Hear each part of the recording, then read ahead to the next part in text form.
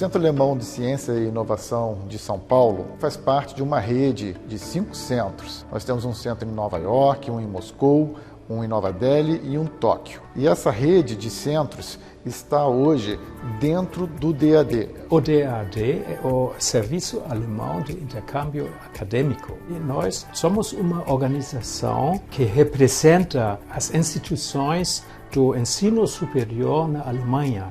E nosso objetivo é de promover a internacionalização dos estudos superiores no mundo inteiro. O encontro das pessoas, dos grupos de pesquisadores, das universidades é muito importante e isso é uma base da nossa cooperação com o Brasil mesmo. A cooperação entre duas comunidades científicas é muito produtiva, em geral causando impactos sempre maiores do que iniciativas de pesquisa feitas isoladamente. A DWIH, como uma sociedade científica aqui, que tem uma ciência de excelência absoluta e alta tecnologia, é extremamente proveitosa essas parcerias. E a parceria entre o setor privado e o mundo científico é fundamental para promover as relações bilaterais.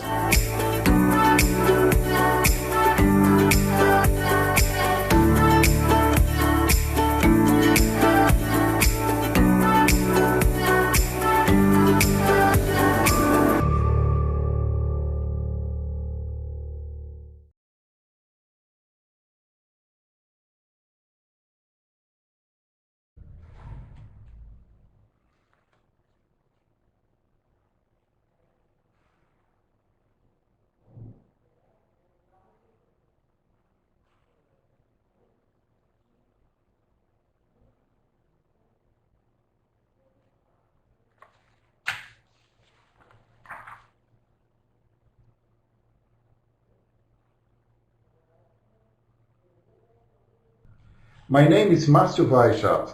I am the Program Manager of the German Center for Research and Innovation in São Paulo. Today we celebrate in Brazil the National Flag Day. Here it is a tradition to say that the Brazilian flag has the colors of its forests, its nature, its riches, particularly minerals, and of its sky, rivers, lakes and sea.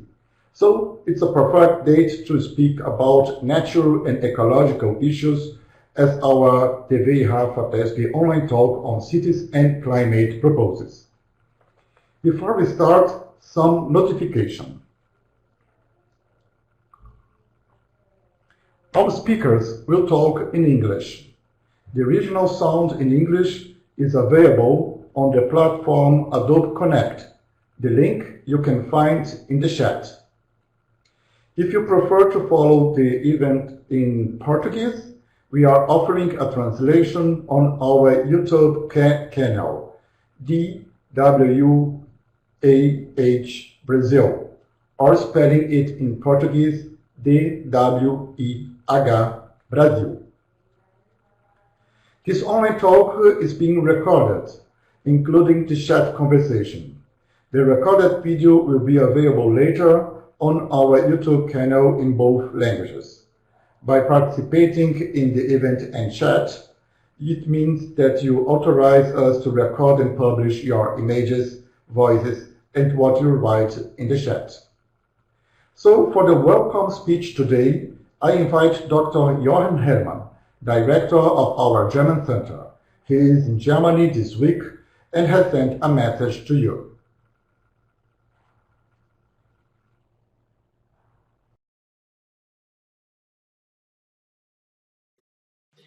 Good morning, dear friends and colleagues. The German Center for Research and Innovation and FAPESP, the foundation responsible for the promotion of science in the state of São Paulo, are acting together since so many years.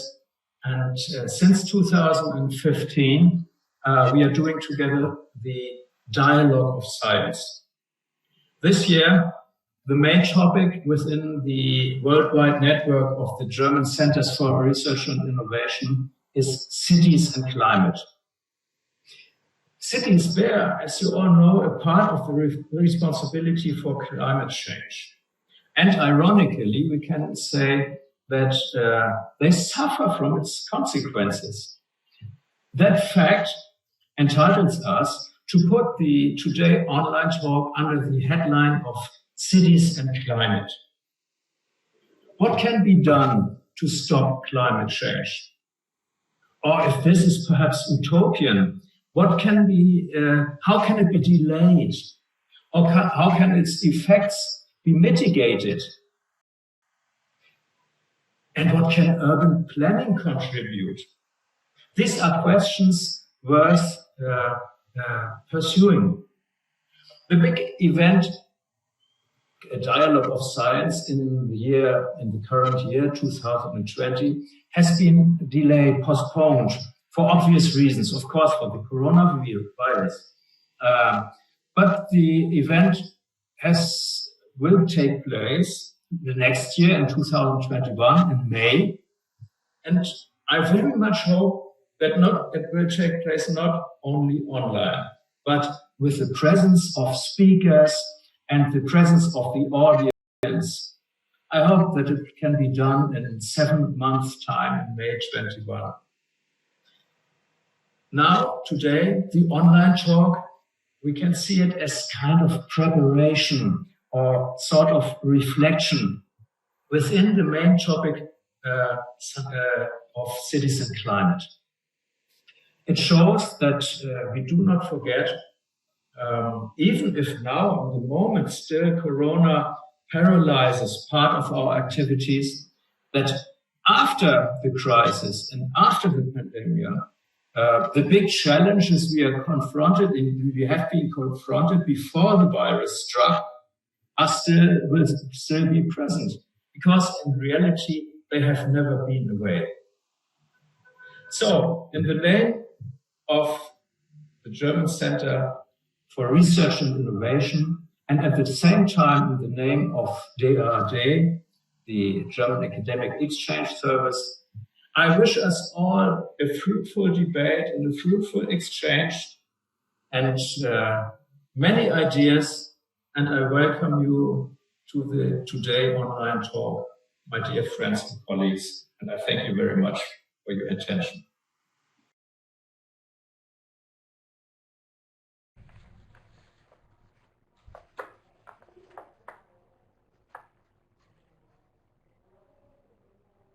So that was Jochen Hellmann.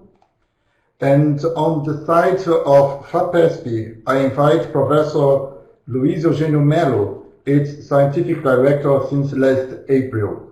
For us, it continues to be the new director because we have not had the opportunity to have a personal contact yet. He also recorded his welcome words for you.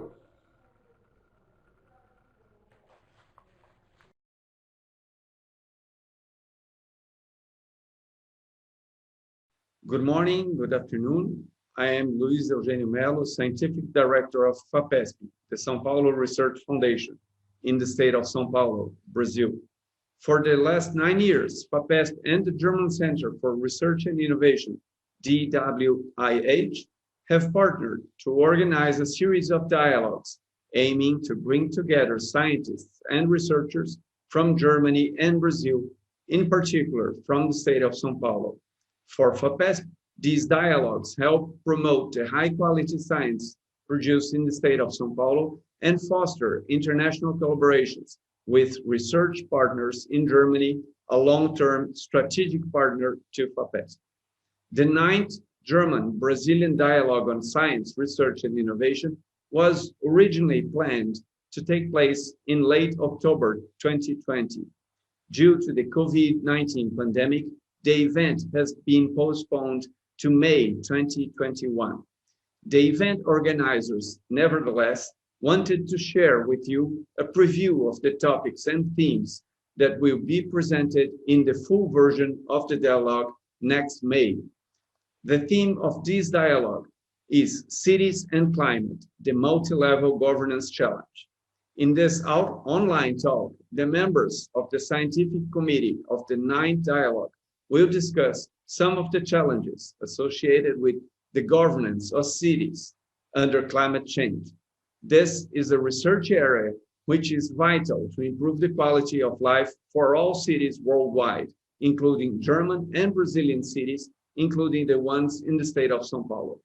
I am sure that these talks will be inspiring both to the research community and to the several stakeholders involved in research and management processes associated to cities and climate change. We expect many of you to become involved in improving the quality of life in these cities in face of enormous challenges presented by the ongoing changes in the climate. Enjoy the event. Thank you.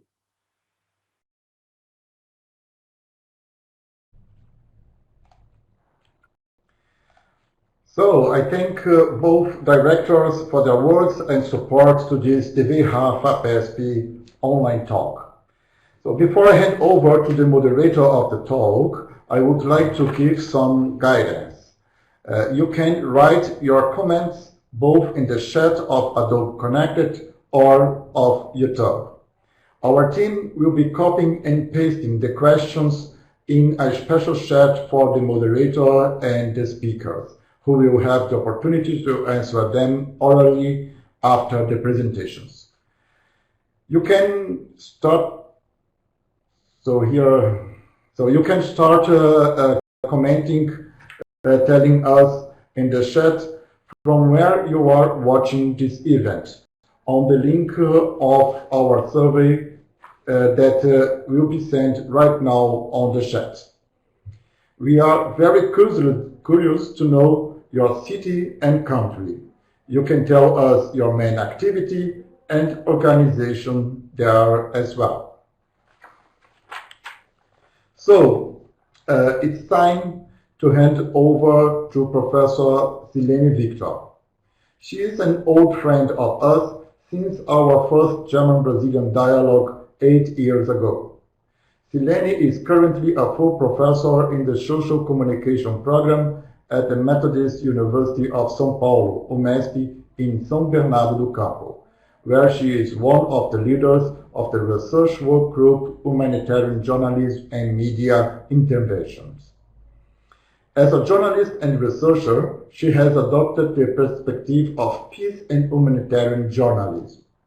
Their work focuses on the role of communication in the context of climate change, sustainable development, disaster risk reduction, and their impacts on vulnerable territories. Silene is in charge to introduce our speakers, manage their presentation time, and organize the discussion after all 4 short talks. I wish us all a very rich online meeting about research, causes, effects, prevention, and management of climate changes. Please, Silene, the web stage is yours.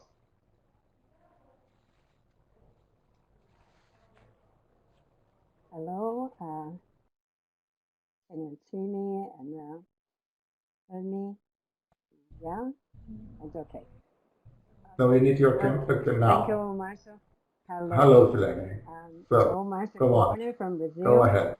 Thank you very much for introducing me and especially for providing me with this opportunity to be part of this meeting as a moderator. So in today's meeting about cities and climate, we are pleased to welcome 4 special guests. As a moderator, I will speak now about my role. I'll be presenting the speakers and receive the questions and impressions of the attendees via the chat, which I will address to the researchers only after the final of the lecture to promote our debate.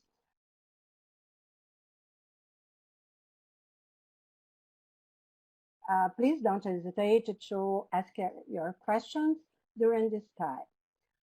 Now, allow me to begin by presenting Professor Marcus Bucherich, who will speak about urban systems, how cities can withstand the impacts of climate change. Professor Bucherich is director and a professor of the Institute of Bioscience at the University of São Paulo. He is also coordinator of the University of São Paulo Global Cities program at the Institute of Advanced Studies. Professor, welcome, and thank you for being here. You have 15 minutes for your presentation. Now, I will turn off my camera and my microphone. So,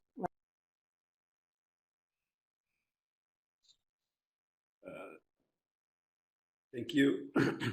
Thank you very much, Silene, Marcio. I'm very glad that we are here today to do some presentations of what we are working on.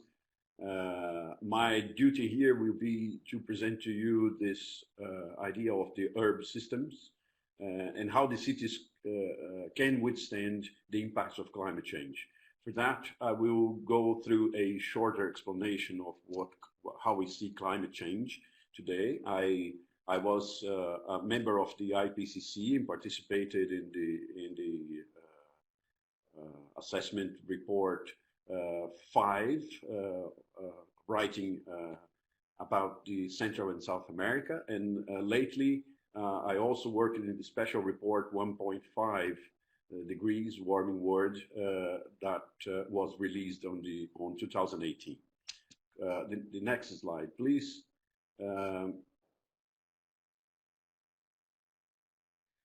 Well, the first thing, this is one of the graphs that is in our report of the IPCC, and you can see a red line there. This is the rise of the temperature, and you have this graph that is a real data, and then from the forecasts, what we see is that between 2030 and 2055, we could go over 1.5 degrees average in the world. For you to have an idea, this calculation is if you take the average temperature from 2006 to 2016 and you subtract it from the average temperature from 1860 to 1900s, we are already reaching 1 degree. We were asked by the Paris meeting to discuss what could happen at 2 degrees, but we thought that 1.5 degrees would be enough for us to have really extreme events in many places of the world. And we have to mind that also that most of the people by 2030, when we cross this barrier of the 1.5, will be living in cities.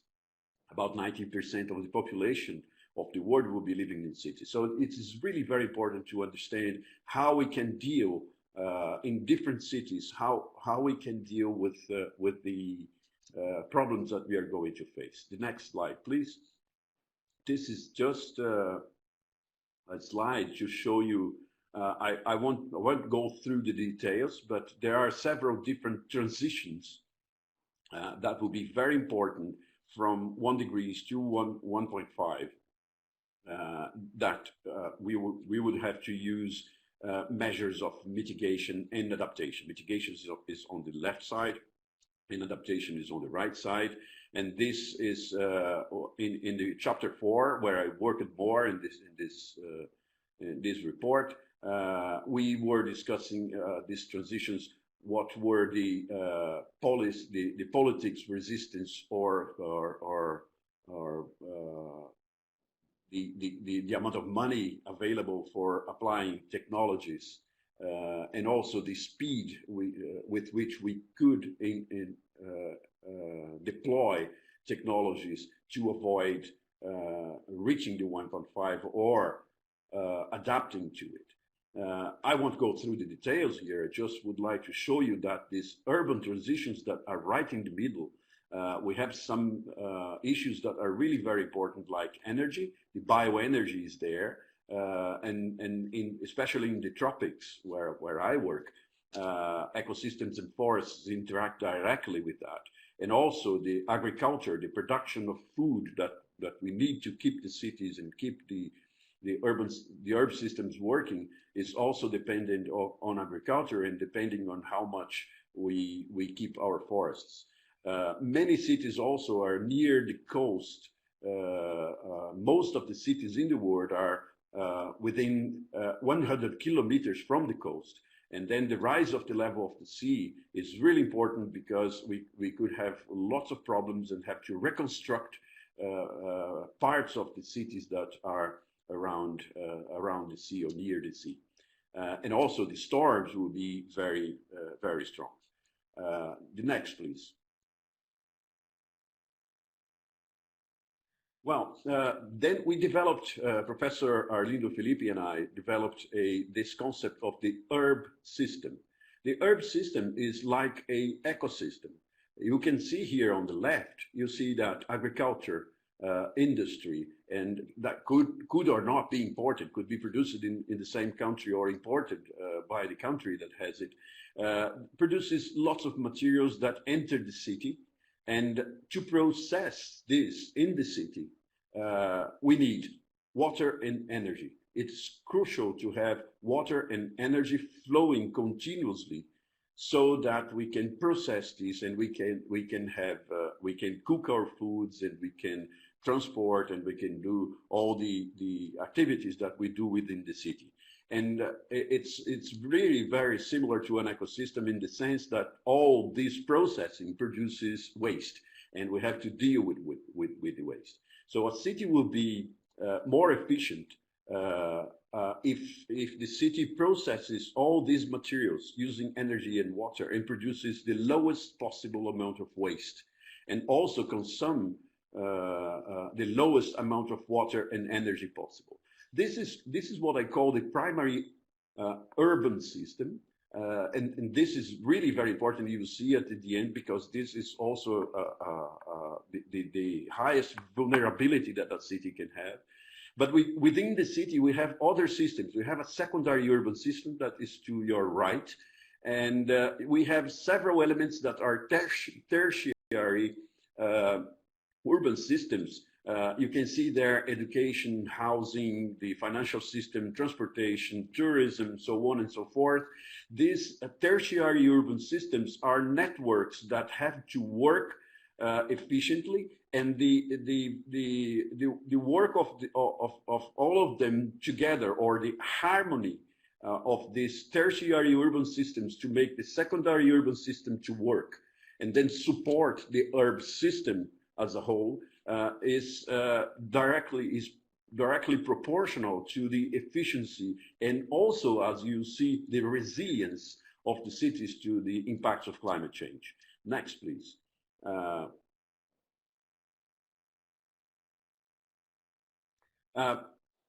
One thing on the governance that is really important, you can see here a triangle. The society could be represented in this way. Inside the triangle, we have what we call the primordial soup. The scientists produce solutions and throw these solutions inside the primordial soup. And at the same time that the society, the media, the art, the society in general is pointing out to problems. When the problem and a solution meet inside of the primordial soup, and this is represented by the red sphere in the center, it can be used by clever and intelligent politicians to make the decisions. In most places in the world, the agenda of the politicians is 4 years. If the politician is clever, it will put in the high level of his or her agenda the items that already have solutions, the problems that already have solutions. And if you solve this very efficiently using science, or if you do, if you have public policies that are science-based, then politician will probably get more votes in the future. And so we think that having science-based policies is key for this near future with the climate change. Next, please.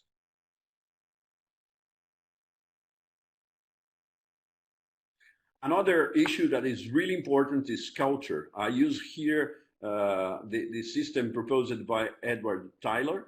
So the culture will be also harmonic system that depends on the strength.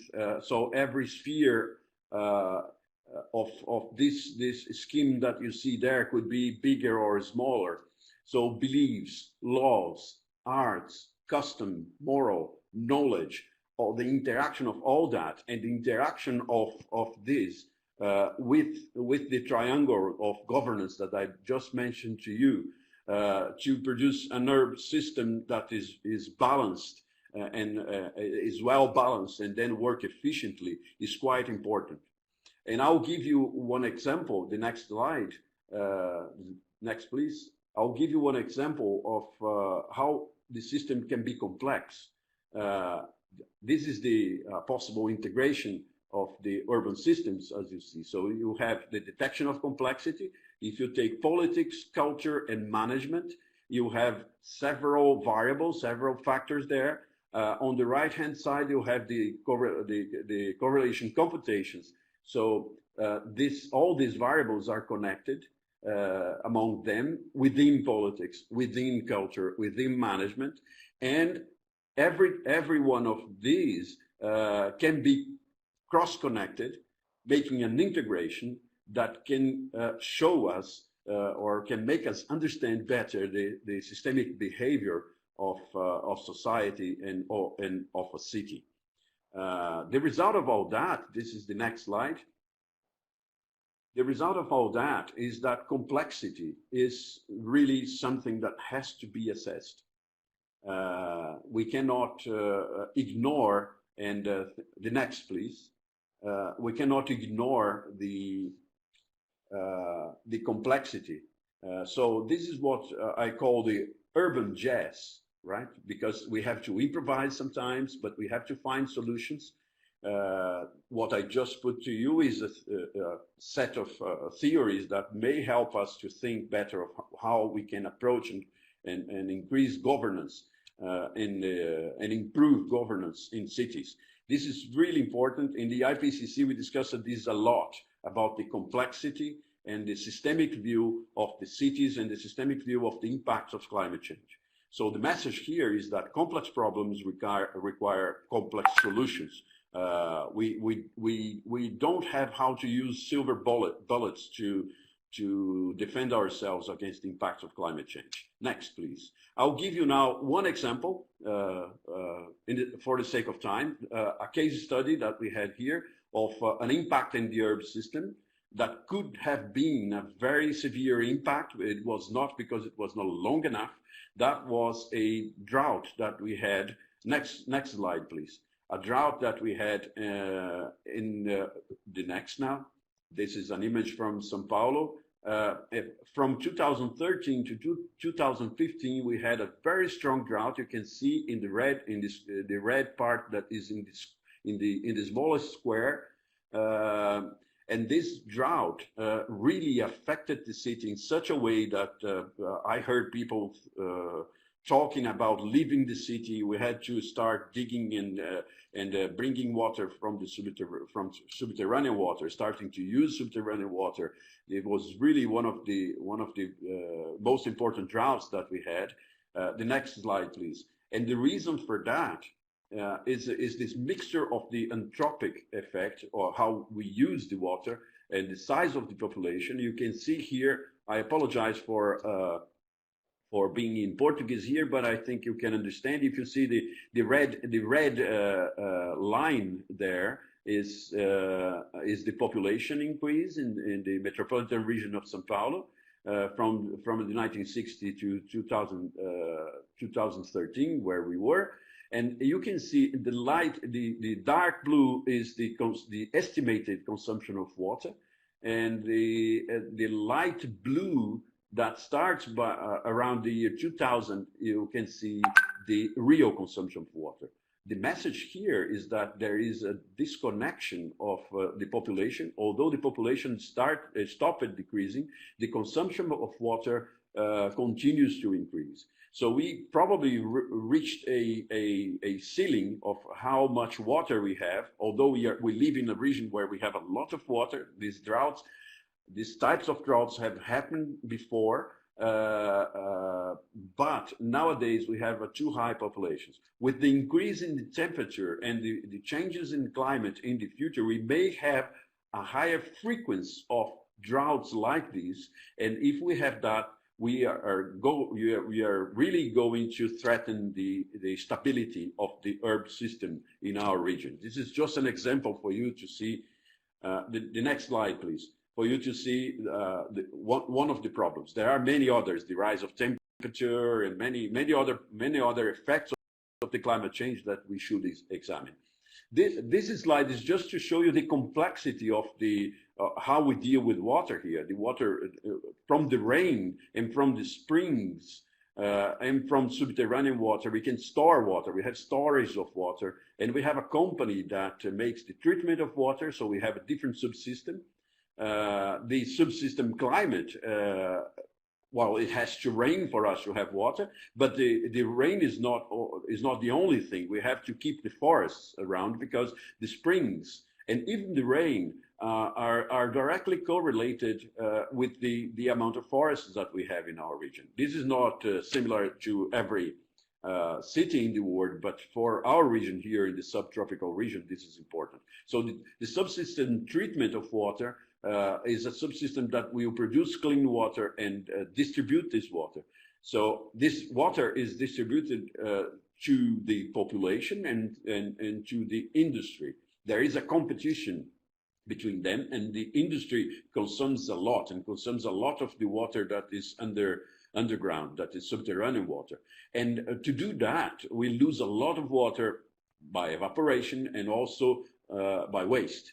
And there is a lot of pressure on this consumption of water, like the population demand, the health of people can be affected. There is a large industrial demand, and the industry can become more efficient and consume less water. And the forest is also there, because the forest, in fact, is surrounding everything, but mostly the subsystem climate and the subsystem consumption. Next slide, please. Excuse me, Professor. Yep. Excuse me, Professor. So your time is run out. Please, can you start to conclude, please? I will conclude in a minute. This slide is just to show you an overview of the impact of droughts. You see in red is a very strong effect. So the tertiary subsystem is affected in many different ways. But is not affected in all of them. So the equilibrium can be maintained for a while. So now to finish and show you how it works, the next slide. The next slide is, the message of the next slide is, for example, if I have an attack, if I have an attack to any part of, critical part of the herb system as a whole can perish, right? If the lack of water takes too long, the city can be no more consistent to work. The same for energy. We have now the case in Brazil of Macapá and Amapá. So the lack of energy is causing lots of problems. The same for industry, the same for agriculture. No details here. The next one just show you that an attack can be made in every one of the tertiary systems, but this can be re-equilibrated. So this is really the tertiary, or here the conjunction, the group of tertiary subsystems working together, which is the secondary subsystem, can be harmonized and can still work in a resilient form without so much strong effect as in the herb system itself. And the final slide is the next one. Is just not to leave you without a possible solution. The possible solution would be systemic management, where we can explore the situation, we can express the problem situation in the real world, and then we can build definitions and models, and then bring this down, compare with the reality, and then suggest actions of transformation of the problem situation. We already did that for the IPCC, but this is a large book. This does not go to every city, so every city will have to look at its problems, which are different. The combinations are different, and the weaknesses are different in every city. The next one is the final one, is just to thank you. And this is my email address if you want to contact me. Thank you very much.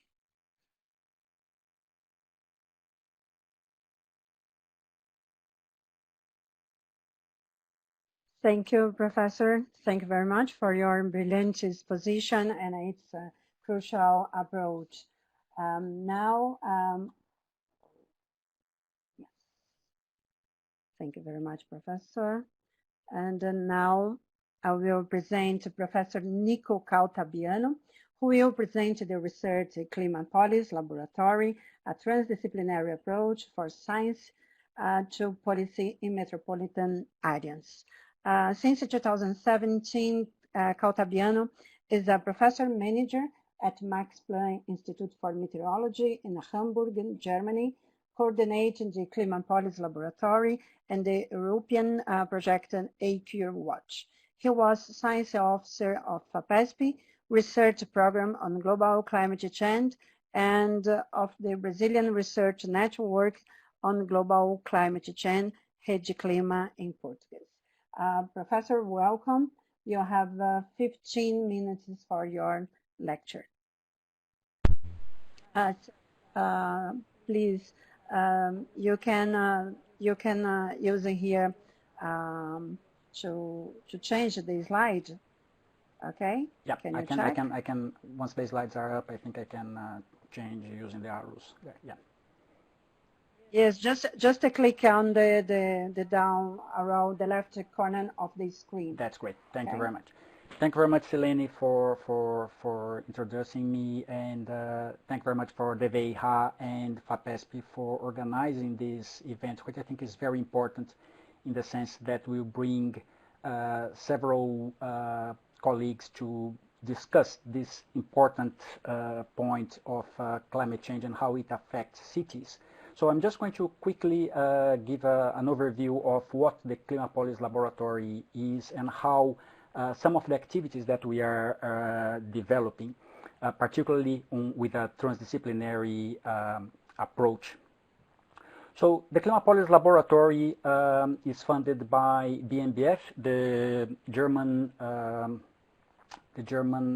Ministry for Education and Research.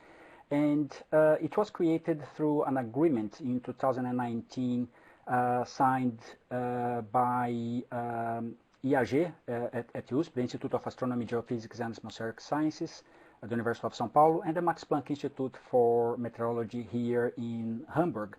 So the structure is that the laboratory has two co-directors, one from Germany, one from Brazil, a management committee with members from both Germany and Brazil.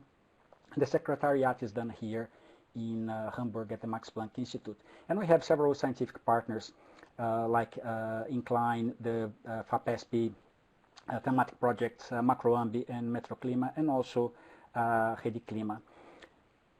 This is a map just to show the partners that we have in Brazil, and just to show how widespread the partners or the partnership is. It started, so the institutions in white, they are the original partners when the funding was obtained from BMBF in 2017, and it doubled in Brazil the number of partners. But I would like to point out the partners where we have in orange, which are government institution partners, both in the city of São Paulo with the São Paulo Municipal Cabinet for Urban Development and the Green and Environment Municipal Cabinet of São Paulo City. But we also have a partnership with state organization, the Superintendence of Environment Administration in Paraíba. So the partnership goes from academic and research institutions towards policy-making institutions. And this is a very important aspect of the activities that the laboratory is developing. And in Germany, the main hub is here in Hamburg with several institutions, including Max Planck for Meteorology, the University of Hamburg, the Climate Service Center, Germany, several other universities, and the University of Cologne the University of Cologne there in Cologne. So this partnership or this consortium is ever growing, and we are trying to get the necessary expertise from those partners to develop the activities that we have in Climapolis. So the mission of the laboratory is to develop this Brazilian-German transdisciplinary research program that will be talking with different stakeholders in cities that will contribute to the development of environmentally resilient cities in Brazil, particularly metropolitan areas, with a special focus on the relation between climate, water, air pollution, and societal actors. And this is why I highlighted the partnership with government institutions, because we want to co-design with them the best approaches towards the development of sustained cities, but also with improved governance structures. The laboratory has several research themes. The three main pillars are to research to improve understanding of climate impacts in urban areas, research to advance understanding of environmental impacts on society, but also research to improve urban design and stakeholder engagement. Why? Because when we are talking about climate impacts, environmental impacts on society, we cannot leave the engagement with the civil society and government out of it. And within each of those research themes, we do have several sub-themes that leave the partners from Climapolis to develop the research in those areas and integrate them. But how we integrate them? We are not talking about interdisciplinary or even multidisciplinary approach where people talk to each other, they can touch some of the aspects of others. Not even interdisciplinary where some of the topics that the disciplines are discussing. But what we want to talk within the Climapolis laboratory and the approaches that we use to develop research are transdisciplinary, where we learn from each other and adapt our own activities and how we do the research. So the transdisciplinarity, it is very important, particularly because we want to do a sustainable transformation. And by joining this, the way to do this sustainable transformation with the transdisciplinarity, we use this real-world experiment approach, which is something that is very well defined here in Germany, a lot of expertise here, and this is the approach that the laboratory has in knowledge exchange between the partners in Germany and Brazil towards a better knowledge of the issues in metropolitan areas in Brazil. But what is a real-world laboratory? So this systemic approach where we include research, we include institutions of education and research institutions, but also the civil society through a transdisciplinary approach. But beyond everything that it's just a question of developing research for the benefit of society, we want to transform that society in this real-world aspect. So it's not only applying the research in a transdisciplinary way, but applying the research in a transdisciplinary way to transform the environment that we are studying.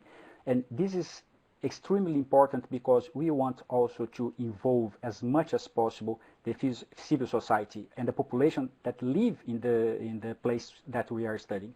Why? Because we cannot diminish the knowledge that that population has. Academy is doing research. We're trying to understand as much as possible about the real world, but the population is living there, and we cannot just leave the knowledge that they produce alone and in their houses. So I'm just going to show a brief set of activities that we are developing within the Climapolis laboratory with the partners. One of them is the Lab Itaim Paulista, which is an activity that has been developed by São Judas University, one of the partners of the laboratory, together with the Subprefeitura of Itaim Paulista, for those there in São Paulo, in the east area of the city. Also, we have involvement of IAG and EASH, School of Arts, Science and Humanities, the University of São Paulo. And the Lab Itaim Paulista has developed through the years. They've been working for 5 years now, and the partnership with the local government has been very important to approach the population in the area and how the government there can transform that area based on science knowledge that is produced by the university. And they have developed several activities in the area. One of them, together with the Technical University of Hamburg, they are producing a set of hydrological modeling activities in the Lajeado Creek, which is one of the creeks that run through Itaim Paulista. For those who have been there or know the issues, it is an area that is very frequently flooded with rain. So these activities that have been produced through hydrological modeling, as I said, with the Technical University of Hamburg, but also with the partnership with the São Paulo Municipal Cabinet of Urban Development, they have identified issues that can be solved by not only teaching and educating the population, but also working together with the local government. So these activities have been through, as I mentioned, hydrological modeling, but also taking into account future scenarios for climate, because any either mitigation or adaptation activities have to take into account, like Marcos mentioned, the scenarios the climate change scenarios that will take place in the future. So by involving the population, it is also important to show them what the issues are, but also try to identify with them what the solutions are. So it is a two-way dialogue and approach where not only we inform the issues, but also we learn from them what can be, or we discuss with them what can be the solutions. We also work with activities involving citizen science. Why citizen science? Because this is a way to empower the population and those living in the area. This example, we have low-cost sensors for air quality.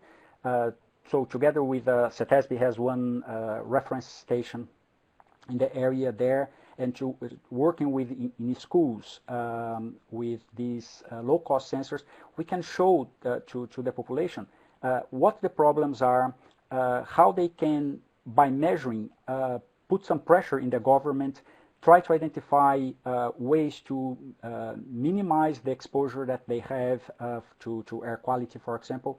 So this is a way to transfer the knowledge from the university and research institutes to the population. Another main activity that we are developing with partners both in Germany and Brazil is to develop air quality model intercomparison. We have several groups with running air quality models, both in Brazil and in Germany, different models. So the idea is to have an intercomparison. Those are some of the institutions that have been involved in this model intercomparison. It's an activity that we are starting, and the idea is to not only intercompare. It's not a beauty contest that we are going to say, oh, this model is better than the other, but to work towards a forecast system for air quality in Brazil, particularly in metropolitan areas. You may have seen already forecast systems for air quality, but because we are going to use a multimodal approach, this is something that will improve the quality of the forecast system. Another activity that together with this intercomparison, we plan to start developing high resolution air quality models that go at 100 meters at street scale or street level, block level, so that those can be transferred to the government to show where the problems are, together with the observations that are done by government institutions, in this case with air quality. This was to show a little movie, two examples for this forecast system. We have different models that would show with different resolutions, that would show how the pollution in the area of São Paulo can go from one place to another. So these are examples of activities that are being developed by the Climapolis laboratory. So it is important to understand how we would approach all this towards better governance and policy making in several areas of Brazil. We started most of the activities in São Paulo because there are a lot of expertise of the universities involved. There are a lot of data, but we are expanding these activities to other parts of Brazil. And I'll finish here just a quick, just showing quickly the activities that we are developing. Feel free to get in touch with us via our social channels, social media channels, and I'm looking forward to discuss with everybody and get your questions. Thank you very much.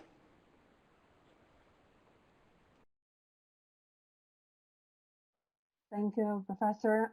You spoke within the time limit. And thank you for your research, which brings a new narrative for facing climate change. I will open my camera. Yes. Thank you very much. Now we welcome the next researcher, Professor Leila da Silva Costa Ferreira. The title of her lecture is The Challenge of Climate Change, Governance in Brazil, a multi-level and a multi-stakeholder in the state of São Paulo.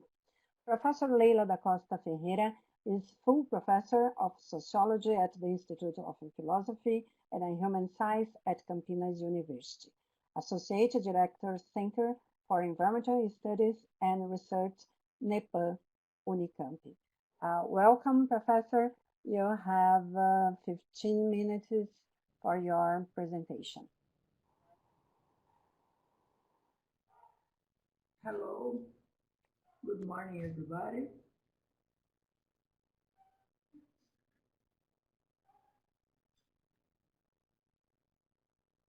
Thank you, Silene, for my presentation myself. Professor, can you, excuse me, Professor, can you turn on your webcam? Yes, thank you. No, it's okay. Welcome. Thank you. In fact, we have in our lab at Unicamp many projects about cities and environment and cities and climate. But now I will present here my own project by FAPESP. And the title of this project is Climate Change, Multi-Level and Multi-Stakeholder Government Challenges in Brazil, the case of São Paulo State. First of all, I would like to make the presentation of my team project. I'm working with Gabriela de Julio from São Paulo University. I'm working also with Roger Torres from Federal University of Itajubá, and with my colleague from EPAM, Fabiana Bardi, and our postdoc, Mariana Barbieri. The team, the young team, is a very interdisciplinary team. Also, Lígia is a biologist, and the PhD candidate of our program, Environmental and Society Program at Unicamp. Marcelo Suarez is an environmental engineer from the same program. Nicholas, he is a German, and he is also our students at the same program. Felipe Bertolucci is sociologist in the same program, and Eduardo is a master student. So I would like to show you here the key issues of this project. First of all, what were the main actors that influenced the positions of the local level regarding adaptation policies and the ambitions set out of the Paris Agreement, and what were their interests, incentives, and normative guidelines? Secondly, what domestic and international factors affected the positions of the actors, and what were the main drivers and barriers to increase national ambition? Third, what were the capacities of cities to make extraterritorial decisions and coordinate and mobilize actions of water actors according to the national ambition size interests? And finally, what is the potential of transformation partnerships to increase or transform those by including the reality of local and national risks? So, the main objective of this project is to analyze the policy of the Brazilian national and subnational government response to climate change, the interlocking of these policies at different levels, federal, state, and local, municipal, as well as among sector and other stakeholders. So, very quickly, some theoretical and methodological references that you use for analyze climate change and cities. First of all, multiply levels. Second, multiply actors. Third, multiply methods. Of course, it's interdisciplinary research, so it's very important to use multiple methods. And also co-production. It's very important to work with the different actors, with the team of the project, for to understand the public policies and these questions in the cities. So very, very quickly here, some words about methodological aspects of multi-level methodology. We are analyzing the national policy and the state policy of São Paulo and climate change, and for analyze the multiple actors, we are making a lot of some extra-tourist interview and meeting with different actors, social groups, scientists, research, journalists, policymakers, and civil society representatives at three levels. Of course, in the situation, you make these interviews online, and on the other hand, collections in analysis of quantitative and qualitative data in co-definition and co-production of research with the main stakeholders for the begin to the begin and to the end of the project. So we are studying 7 comparative case studies in cities of São Paulo state: Campinas, São José dos Campos, Santos, Sorocaba, Ribeirão Preto, Jundiaí, and Piracicaba. Soon I will explain why you choose this seat. So the main points of analysis is profile of policies response in Brazilian national and subnational governments to climate change, and the way policies dialogues at the different levels between sectors, and different stakeholders. Second, emphasis on institutional arrangement and planning and management initiatives, greenhouse gas emissions, inventories, adaptation and mitigation plan, municipal specific laws, association to knowledgeable networks, and so on and so forth. And finally, the dialogue with different social groups has a wide potential to expand the frontiers to knowledgeable of these subjects. So, what do you want? To understand the transition to Anthropocene. So, you analyze in these seats the sea level rise, the extreme weather events, the water scarcity, climate change, and mainly socio-economic impacts.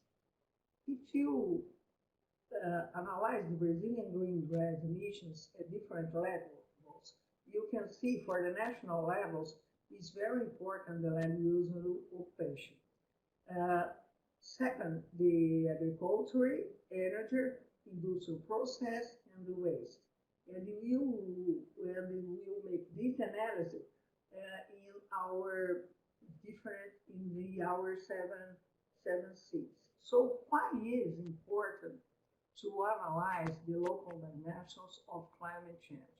First of all, 54% of the world population lives in the urban center.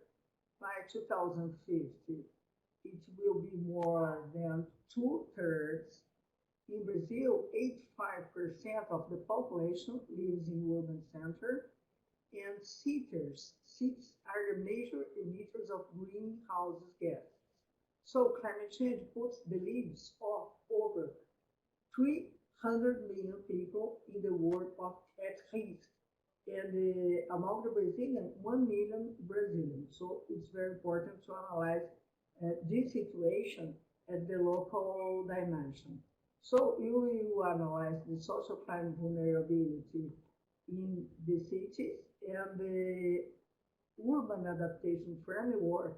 We analyze the cognitive factors, for example, risk perception and the level of awareness, research, staff information found, organizational factors, participation in networks, regulatory frameworks, administrative witness, and mainly political aspects like will, commitment, and of course, urban plan, mismatch, pressure, and expansion. So when you analyze this urban adaptation index, you can saw the dimensions like housing, urban mobility, sustainable agriculture, environmental management, and the climate risk response, and then these indicators. So you can see here these indicators, and you analyze these indicators in the 6 study case. On the other hand, we have some interests in another questions in other approaches. First of all, facing impacts of climate change on cities in nature-based solutions. For example, how are nature-based solutions integrated in urban development in cities of São Paulo state? Secondly, what is the potential of nature-based solutions to respond to impacts of climate change in the cities? And which actors are involved in these initiatives and what way? Growing in seeds with different emission standards. That is the reason that you choose these seeds. Industry in trade, Campinas, Jundiaí, Sorocaba. Agriculture, São José dos Campos. Agrobusiness, Ribeirão Preto and Piracicaba. And Santos, Porto, tourism, commerce and fishing. On the other hand, you look at also for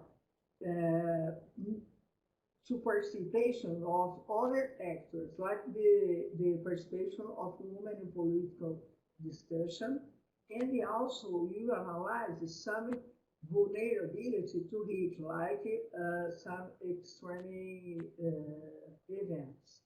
And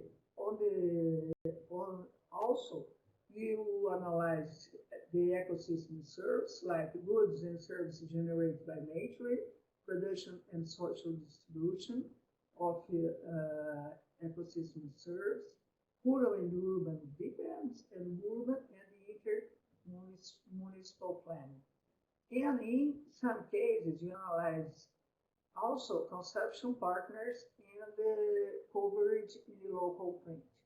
So, what will you want with this research? First of all, maybe of local initiatives. Second, analyze the process of formulation and implementation of climate policies. And finally, and very important, identification of the involved social actors in this process. In my opinion, the main contributions of the researchers is to bring elements to discussions on how Brazilian cities are reacting a new wave of international mobilization for climate change mitigation and adaptation measures in urban centers.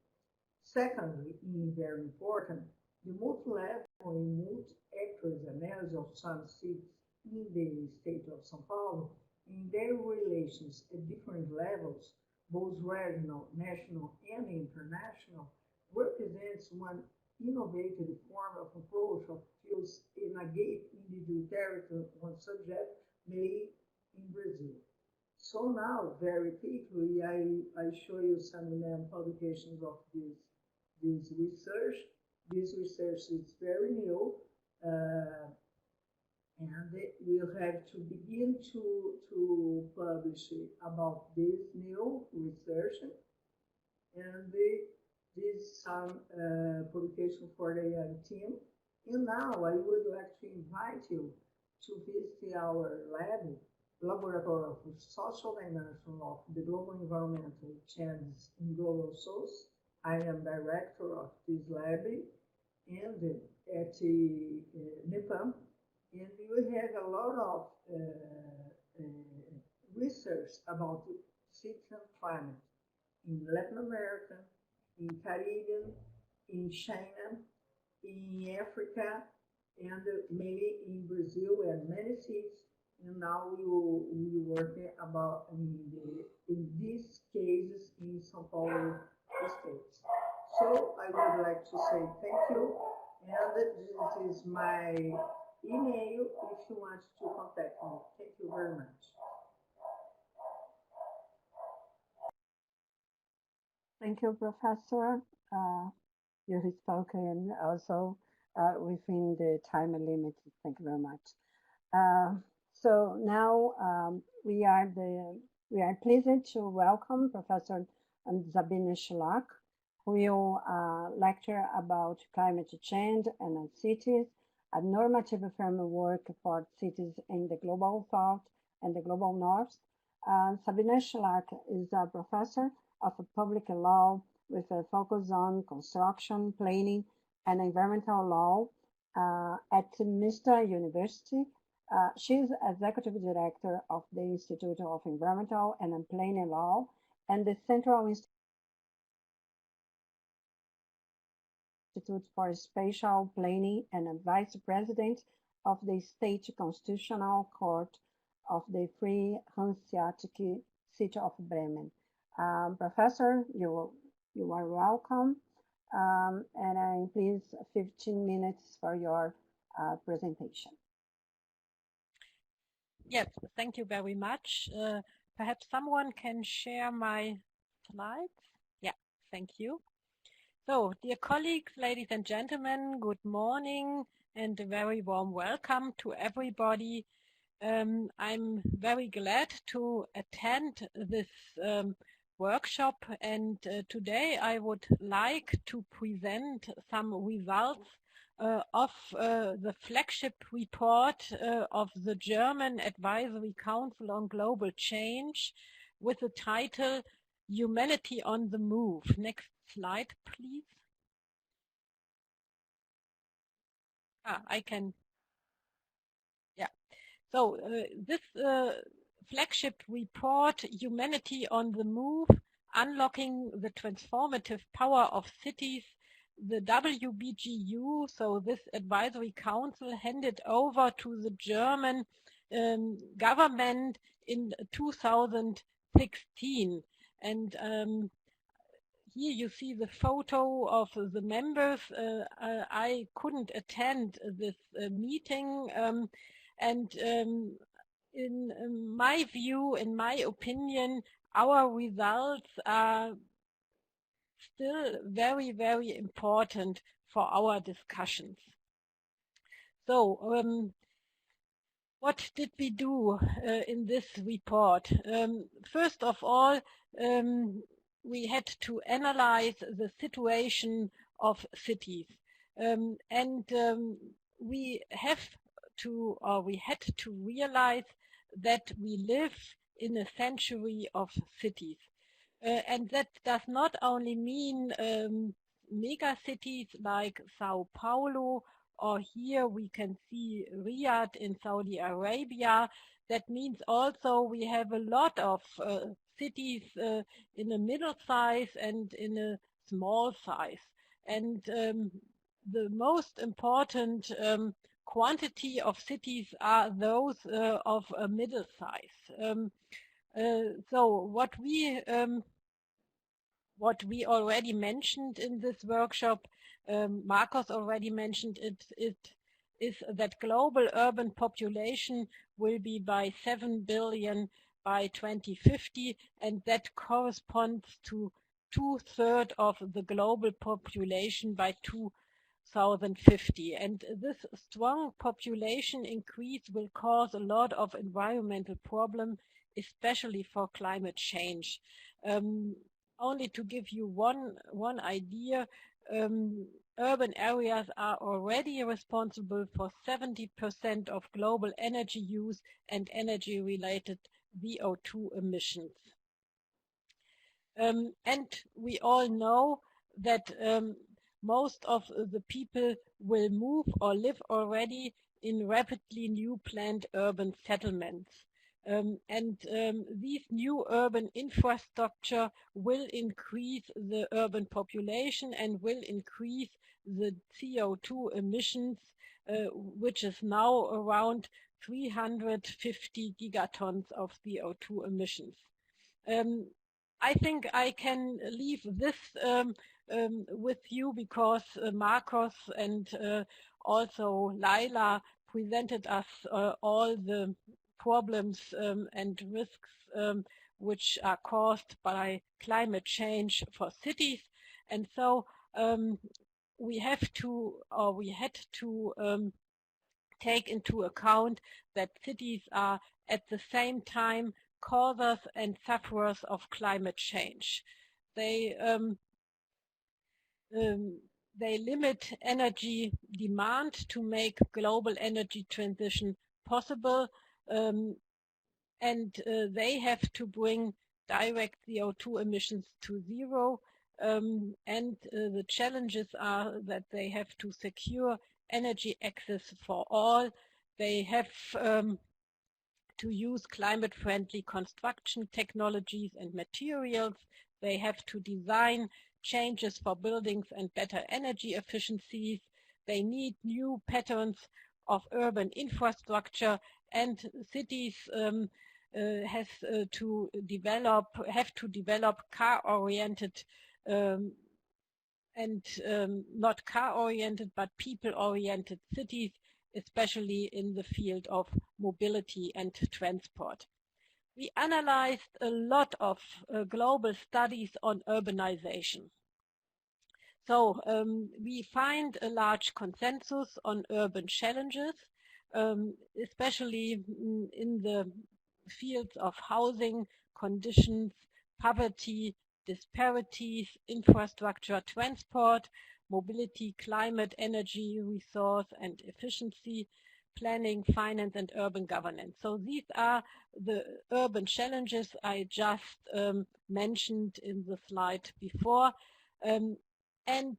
We have differences in problem solving, but the most important result of our analysis of the global studies was that we have the most of the solutions exist already.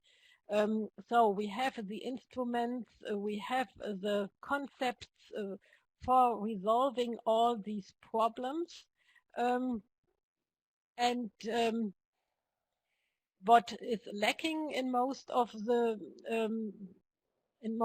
these global studies is the long-term perspective. So the long-term transformative perspective and a governance concept which takes into account not only the local governance, the urban governance, but also the state's governance and perhaps the European Union governance in Europe or the international governance. So there was no concept or even indicator for urban governance and the multi-level system of governance. So this was lacking, and what we also did is not only analyze we did not only analyze the global studies, we also analyzed some cities. For example, the Ruhr area in Germany. It is not only one city. It is, in fact, there are a group of 11 cities and 4 administrative districts, but it is comparable with a megacity because it has 5 million inhabitants, this Ruhr area. And this Ruhr area was very interesting to study because it was dominated by coal and steel for approximately 150 years, and it was the backbone for Western Germany prosperity. And the last 25 years, the coal mines were shut down, and we have left contaminated industrial sites and an infrastructure which needed to be redeveloped. So we needed a transformation from a fossil industry towards a post-fossil industry, towards a sustainable future of this area. And we have managed that more or less in a good way. Here you see the Ruhr area with the different districts and also with the different main cities. We have still some problems. So here you see the Landschaftspark Duisburg Nord. This is one example I want to give you, where a transformation from an industrial plant towards a cultural site was happening, and it was a success. But at least we have still critical situations. We have precarious financial situations of municipalities.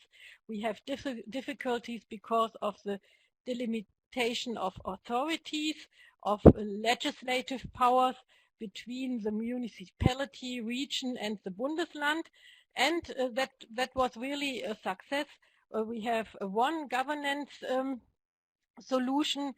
They established the so-called Regionalverband Ruhr. So it is a public corporation, and the task is to do the planning and other things in the environmental sector in this area. We also examined São Paulo. So, and we discussed what we see in São Paulo. We couldn't examine in deep like Laila does it in her project, but we perhaps did a vague evaluation in the sense of we see São Paulo as a deeply fragmented metropolitan region, and it has dynamics of its socio-economic and spatial development. they lead to very different living conditions throughout the city, and that they lead also to the danger of severe social segregation. In the governance field, we see very good aspects. For example, the sectoral programs for social housing, environmental protection, and climate change mitigation.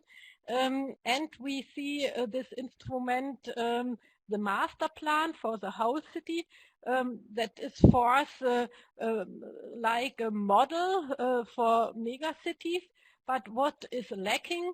Lacking is the need for overwhelming instrument between the municipality and the land, the region, the intermetropolitan area, and I think there are still some potentials.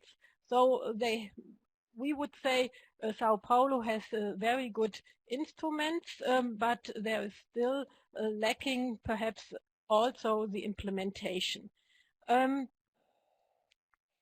If we look for the governance, we have to realize that we have already an international framework which also gives to cities a framework for not going beyond the planetary boundaries. We have the 17 Sustainable Development Goals as a soft law for the international community, and we have also the Paris Agreement for climate, protection, and with the hard and not soft climate goals. And we are persuaded in the WBGU that also cities have to follow these climate goals and this international governance framework. What we see, but this is only a very vague framework for the transformation of cities towards sustainability. The WBGU explored for all cities a normative compass. So we did not look for a blueprint. So even Copenhagen, as a very green city, is in our view not a blueprint for a sustainable city. But we looked for a normative compass for all cities for the transformation towards a sustainable world, cities, society. And a core element is the second one, the right of local self-determination. And all this is has to be looked up and has to be evaluated in the polycentric responsibility architecture of a global of the world. So I will give you in the last minute an insight of our normative compass for the urban transformation. Here you see the planetary boundaries, the sustainable boundaries, I will say, for cities, which have to be to take into account by cities. Here you have the participation of the inhabitants of cities. This has to be guaranteed. So the access, for example, to policy making on the local level, to decision making, is one element of this participation. And we have Eigenart, and Eigenart is one element of our normative compass which is new.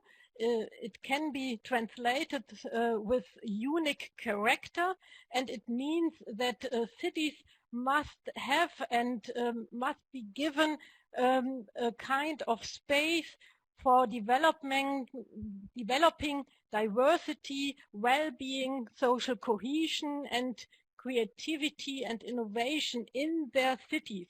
So the inhabitants should be enabled to develop, for example, innovative ideas for spatial planning, for example, or they have to participate in decision making, and so on. So Eigenart is cities must have the right and must have the space to develop their unique character in the sense or towards sustainable development. And last but not least, what is a core element of this Eigenart? I would say that cities must have a right of local self-determination. In Germany, we have this right of local self-determination. That means that cities are have the right to govern their local affairs. We have this statute in our constitution, and this is a model, I think, for all cities. And this right is also a defense against against the state. For example, if the state wants to force cities to do something which is not sustainable, for example. And we want also that the cities establish collaborative governance structures and engage civil society as partners. So this is also an element of urban governance. And last but not least, cities should have they should be given a right by the international community, by the, for example, the United Nations organizations, a right to participate in global decision making, so in international decision making. And this is my last slide. If you see this polycentric responsibility architecture, here you have the local government, and the local government has a right to handle their own affairs, their local affairs, and has also a right to participate in the international community, for example, via city networks like the C40 and other organizations. And this right could be to participate in international multilateral treaty making and to give opinions in the international community legislative work. So this is our idea of governance, which is not a blueprint taken from one city, but perhaps a blueprint for all cities in the world for a transformative process towards sustainability on a local level. Thank you for your attention. Thank you, Professor Sabine. Thank you very much for sharing your important study on climate change. I will open my camera now. Okay. And now, before we start the discussion, I'd like to invite the attendees to use the QR code on the screen to access the short survey. It's the same survey displayed here on the chat. You have 30 seconds. I will turn off my camera and the microphone, and I will control the time. Please, 13 seconds.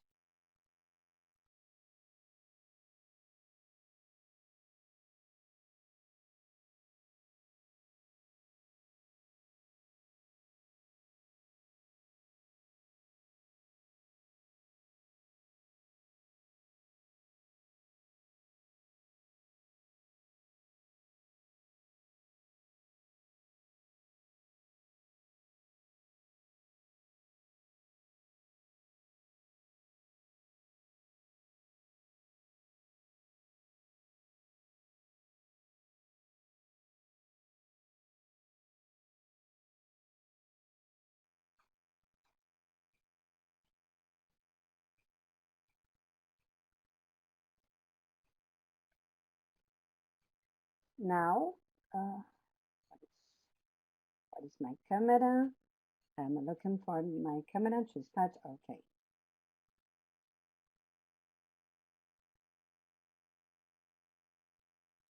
Okay, thank you for the participants. Now, I'd like to invite our guests to the debate session. We have some general questions, and please welcome Professor Marco Bucherich, Nico Caltabiano, Leila da Costa Ferreira, and Sabine Schlack. You can open the camera and the microphones, please.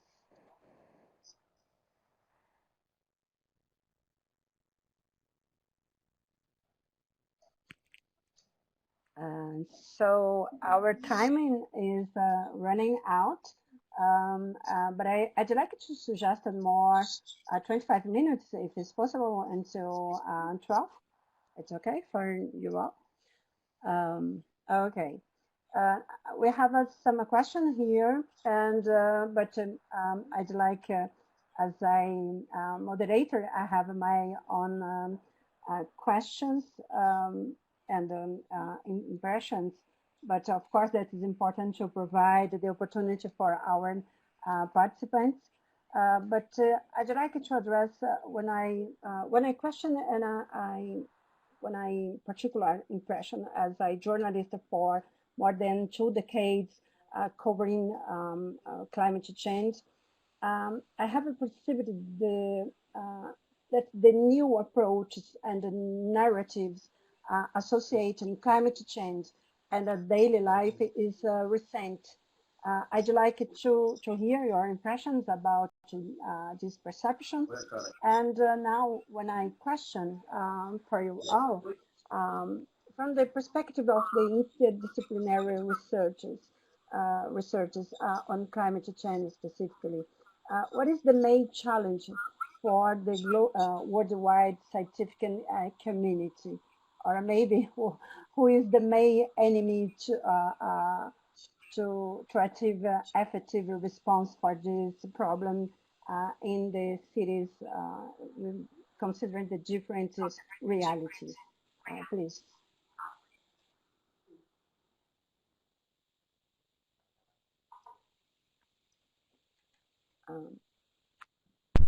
Went to who goes first? Professor Marcos, please go ahead. Welcome. Well, as I presented in my talk, I think the main challenge is by far governance. As I said, this is what we have been discussing in the IPCC, and I think the colleagues all presented different views of how we can do the governance. We have good science. You saw that. Good science is being produced. Excellent science is being produced in Germany and also in Brazil. Leila presented a lot, and I think Nico also presented all these connections between the Brazilians and the Germans. That I don't think science is the problem. The problem is in the primordial soup. We have to make these connections, and one thing that we have to think about is my view from what I've been learning is that the local is really very important, because every city, and I try to put that, every city will have a different combination of tertiary subsystems, and then we are going to have to empower people within the cities, even in very small cities, to be able to know what are the best combinations of their urban systems, so that they can act. And there is just as a last issue is that we have been working in the USP global cities together with the Germans. We sent people to Germany already. Is that the federative pact, for example, in Germany is not too much federal. Germany allows the state and the cities to decide in a much better way than Brazil does. And this is a big problem. The federalism in Brazil is a big problem because some laws are against what small cities can do. So I think that this is a huge challenge because changing the federative pact is very complex. We already have 6 events in the USP Global Cities that discussing that. It will be really a big challenge.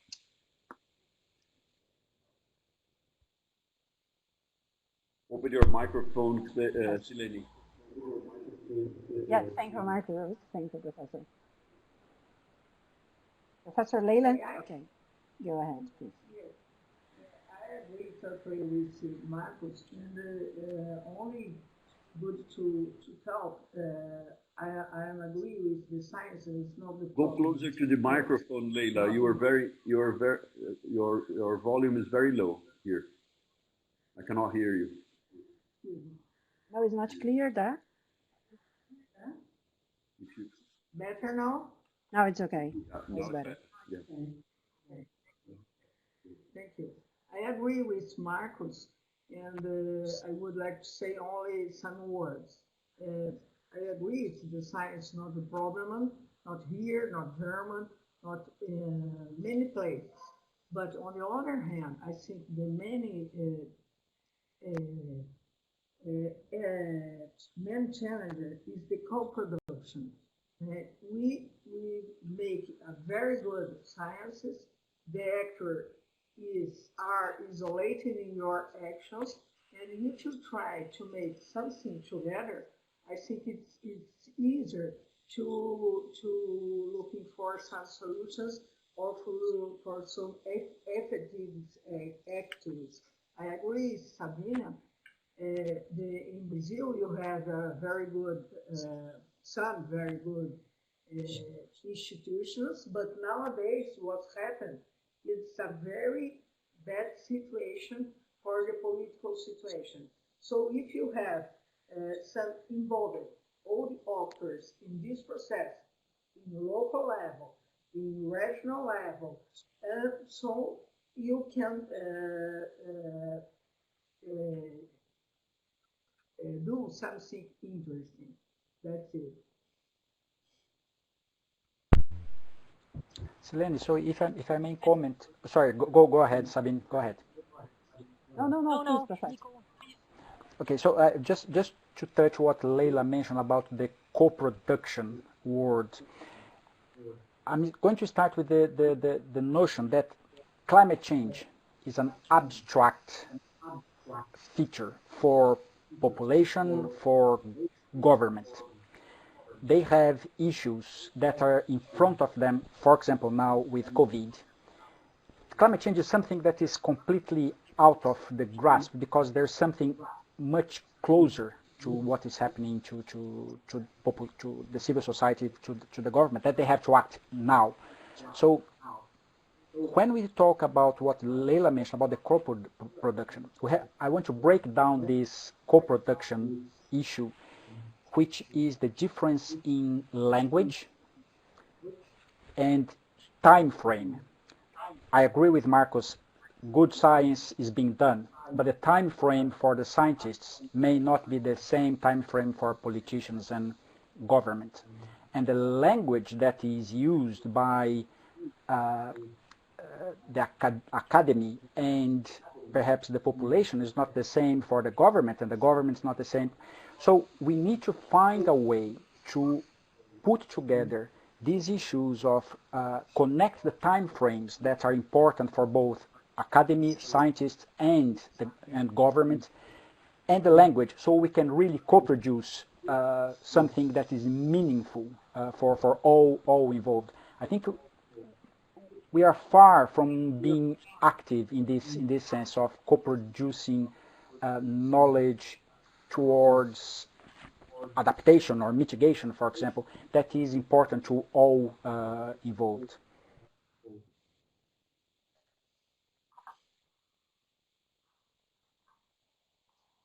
Thank you, Professor. Please. Perhaps one comment from my side concerning governance. And I would say I really can't evaluate the federalism in Brazil, but I can say something to the federalism in Germany. And at the moment, I feel that our federalism is really very strong. You see it in this pandemic situation. We create concepts to combat this pandemia in the federal states and also on the states level, and both they sometimes get in conflict and they have to discuss the measures against the pandemia, and at the end I'm persuaded that we get better solutions than if we have only a central state and a top-down governance. Yeah, so we evolve different solutions and answers for the problems, and that function also between the municipalities and the federal states.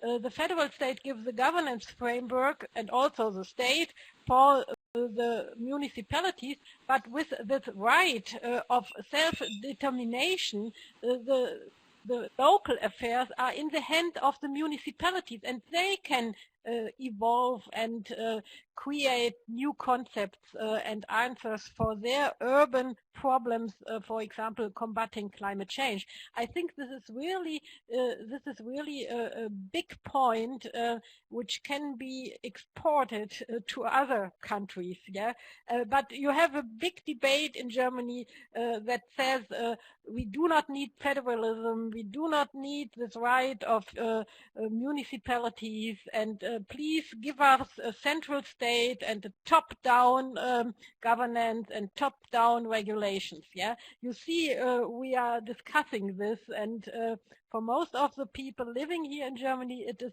perhaps not the right system, but in my opinion, it is. Okay, thank you very much for your answers. And now I have to go to the questions of our participants. We will start with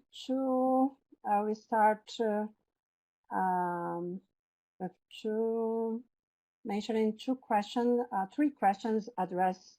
The first one for Professor Bukarich. I will read it here. And how do you see the policies that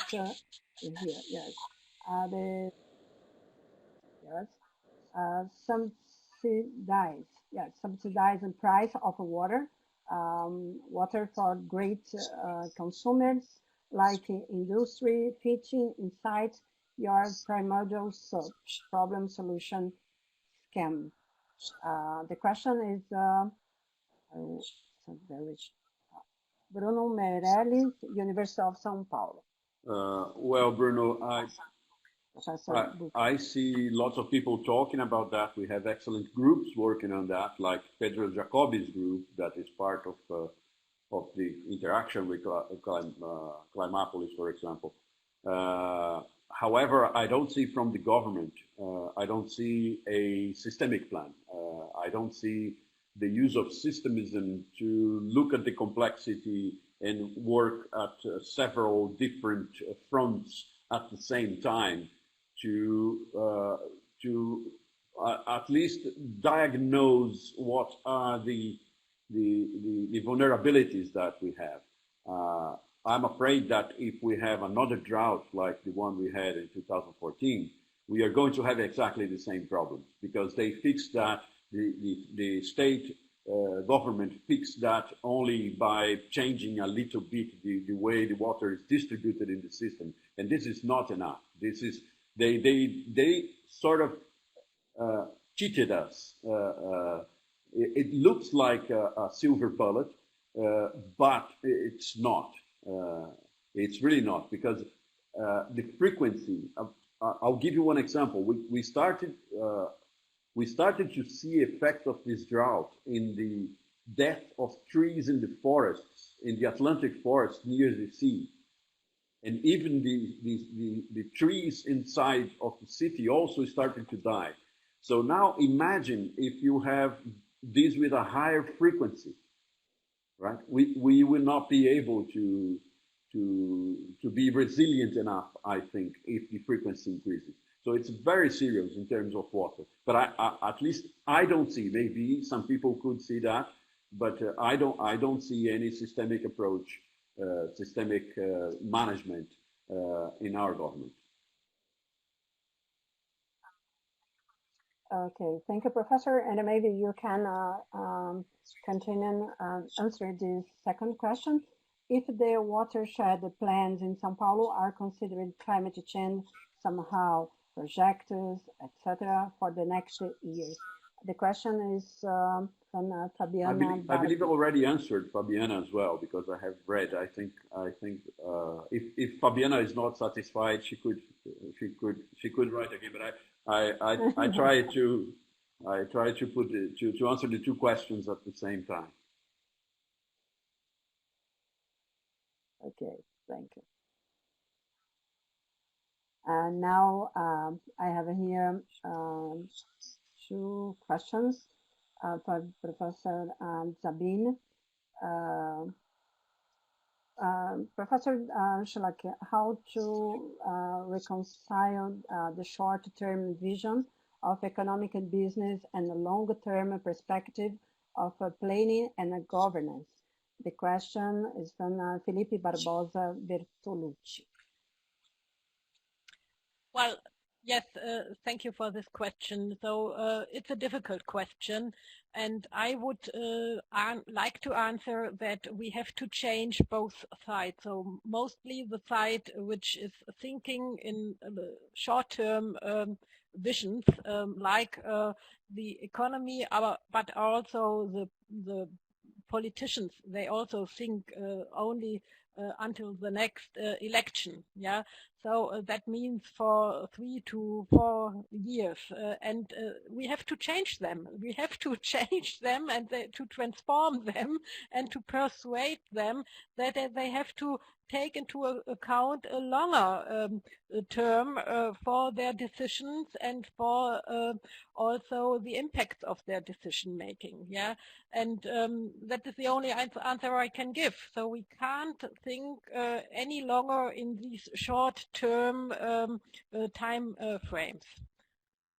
Okay, and then the second one, Professor Schlag, you mentioned that municipal autonomy is an opportunity to resist national government action that work against the sustainable development agenda. In the case of cities like São Paulo and Curitiba, we have seen that it's exactly this autonomy that makes mayor work against metropolitan integration. Example, transport. If there is no personal or financial incentive, how could this be solved? Nicholas Venice. Yeah, thank you very much. So we have this tendencies in Germany as well, so that that cities are not friends, they are more or less against each other and work against each other.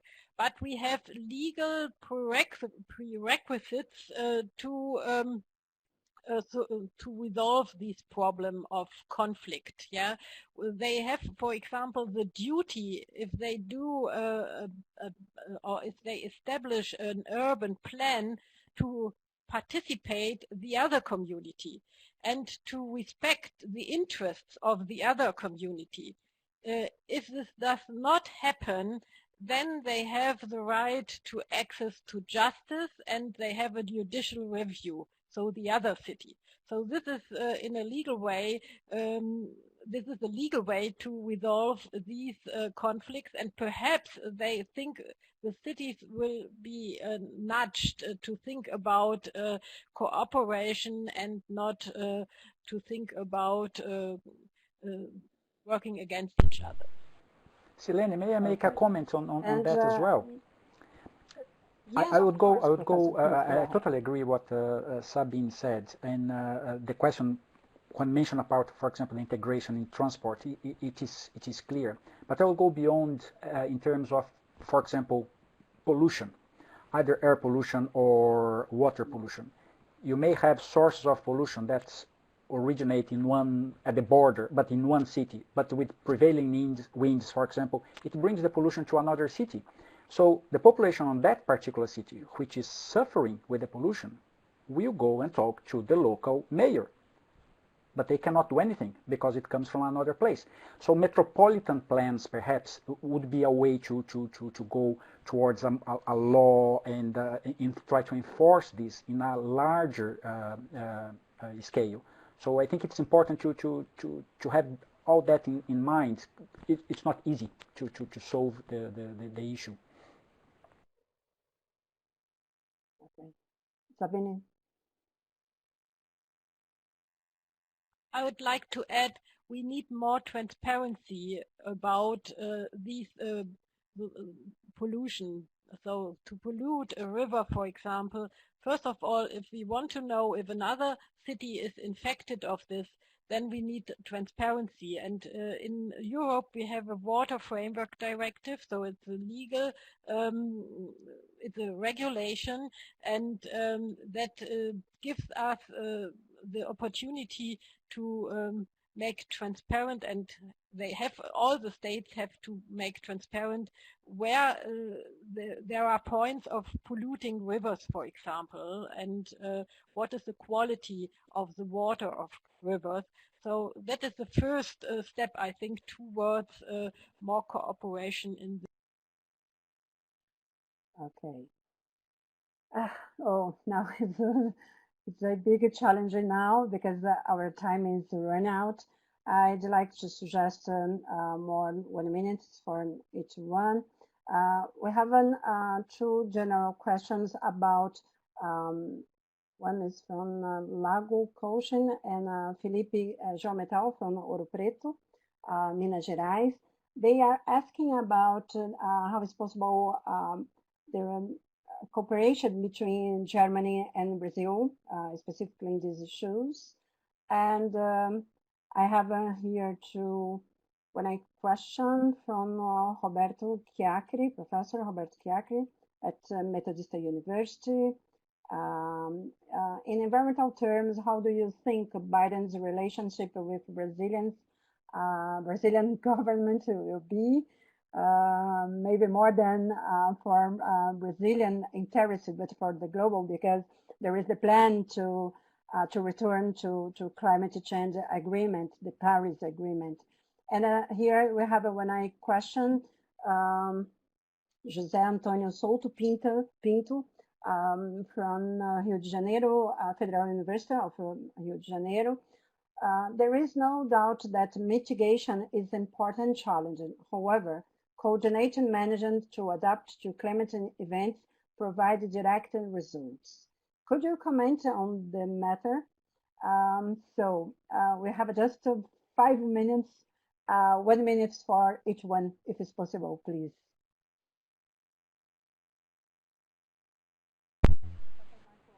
Professor Marco, open the microphone, please. Somebody closed my microphone and I didn't realize. Okay. Sorry. In 1 minute, right, to take everything. First, the mitigation versus adaptation. In this last report of the IPCC, we had to think much more about adaptation and much less about mitigation because we are not mitigating enough. This is a very complicated thing. But unfortunately, we are going to have to spend more money for adaptation. If you see the sea level and many things, this will take a lot of money. I would like, about Biden and our government, don't expect anything. There won't be any relation. We have to wait for our government to end his job, between inverted commas, and then try to put another government that would talk, right?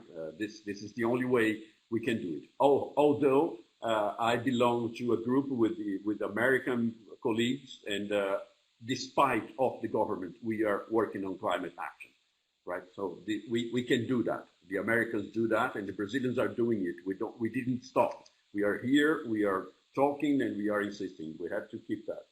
And one last message that I would like to leave is that we have, as I mentioned before, and then Nico commented as well, we have the science, we have the federative pact that is different from Brazil and Germany. We already, as I said, we already approached that. We have a very nice presentation of how the German pact, federative pact works. And if you compare this to Brazil, it's really very interesting to look at. But then the science leads us to climate action, right? We have enough information to make climate action, because now we need that. If we are local, we need that. And the federative pact lead us to governance. If governance and climate action are not very well balanced, right? We cannot act. In fact, we have to have the government working together with people. And one thing that I would like to say as well is that we need that, especially in Brazil. I think this is much better in Germany. Sabine can comment on that, but we need to go further to direct democracy. The populations, the local people have to have an opinion because they know the problem. So, and then the citizen science that Nico mentioned is crucial now for climate change, in my opinion. That's it. That's my minute. Okay. Thank you, Professor. Please, the next one in 1 minute, if it's possible, of course. Okay, I'll follow Marcos. I think Marcos mentioned about there's nothing to say about the mitigation and adaptation, although both would have to continue to do somehow in parallel, although, as Marcos said, the effort is being put on adaptation. I would try to answer the two questions about the partnerships that can be established. Certainly, Climapolis, for example, is a platform for those partnerships. Marcos has, through the Global Cities program, good partnerships with German colleagues. And the partnerships must and will continue strong despite government policy on science. So the integration and the partnerships between scientists in the two countries will continue strong. So anybody who wants to get in touch, have a look at the Climapolis website and get in touch with me. We can certainly talk and discuss possible partnerships between the two groups. Okay, thank you, Professor. Please, Professor Leila? Yes. I think I follow Marcos in the other questions and the sound it's too low, Professor.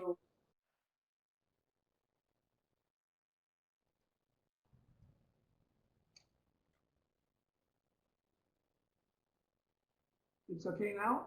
No, it's okay. No. Okay, thank you. I follow Marx, the other questions, but I would like to say a little bit about the Biden elections. In 30 years ago, when the Brazilians started to involve in the environmental questions, it's completely different nowadays. So it's important for our country to involve it again in these plans that we had until 10 years ago. So the Biden's elections will help us to begin to make these directions. And the second question is about the partnerships. Our interest from NEPAM is that we had a lot of collaborates with many countries, but you would like to say we are here because you would like to make more collaborate with Germany. So you're looking for partnership in Germany with for middle states and for some agglomeration, some urban agglomerations to do working together. Okay, thank you, Professor Leila. Professor Sabine? Yes, thank you. I want to end with 3 points, 3 aspects. In my opinion, the most important actor for our discussion and our problems is the state. So the countries are the most important actors. They sit in the middle of our networking, of our polycentric architecture of governance. And so I will clap my hands if the United States of America will come back and participate in the Paris Agreement. So we need a strong multilateralism, even if we know that there are handicaps and that there are hurdles, first of all. Then the countries, the state has to set up the legal framework for a good functioning of the cities, of the municipalities, and they have to give them this right to self-determination. And on the local level, the municipalities have to empower their inhabitants to go further on a way to a transformative, sustainable local situation and to resolve their own problems. And to empower, that means we need a people-centered approach on the local level. So this is the most important governance element, people-centered and not top-down, more or less bottom.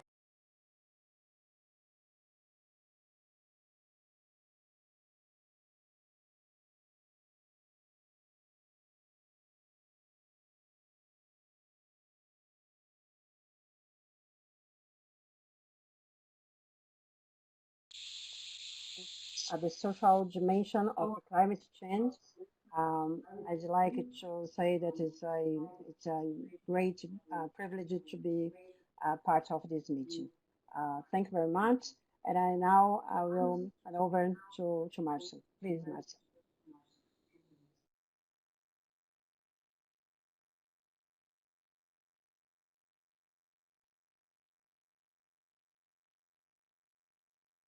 Marcia, can you hear me?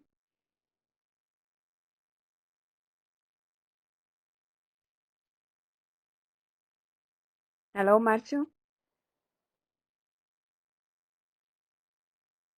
Marcia? Marcia? Hello, Silene. Now I can hear you. Yes. Can you hear me? We have a problem here at the villa, so you are not hearing me.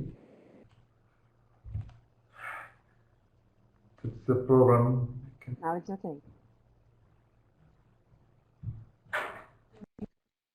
Here, maybe. Yes. Now. No, my microphone is. We hear you. We hear you. Are you hearing now? It's okay, Marcio. Yes, so fine. So yes, it's perfect. We have a problem here. I'm not hearing you many times, but I see that the discussion went ahead. So that was important that you were in contact as well. So I want to thank you very much for this quite interesting talks and discussion.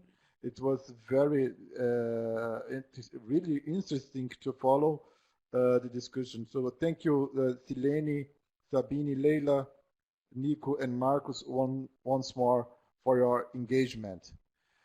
Sabine, Leila, Nico, and Marcus are the members of the Scientific Committee of the German-Brazilian Dialogue on Science, Research, and Innovation in its 19th edition, about Citizen Climate, the Multi-Level Governance Challenge.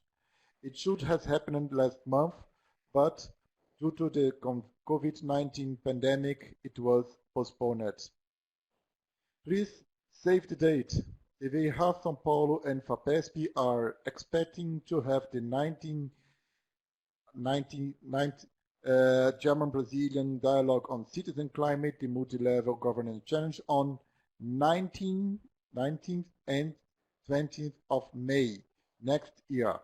We are still working with the perspective of having speakers and a small audience in person with live streaming, but the format of the event depends on the development of the pandemic.